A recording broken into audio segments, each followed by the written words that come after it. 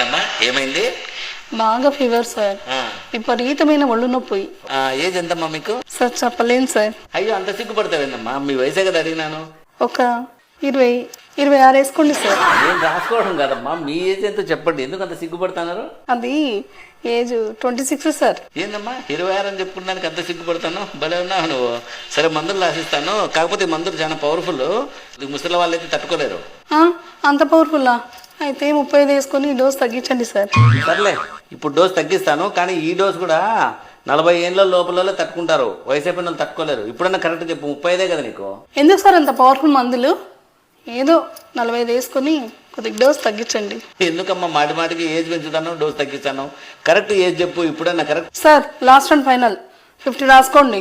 ఇంకా అంతకంటే పెంచలేను. రాసిస్తే రాసేయండి, మందులు లేకపోతే లేదు. ఏందమ్మా 50 ఏళ్ళ 26 అని చెప్పి బేరం మొదలు పెడితే భలే ఉన్నావు. వయసు రాయకండి.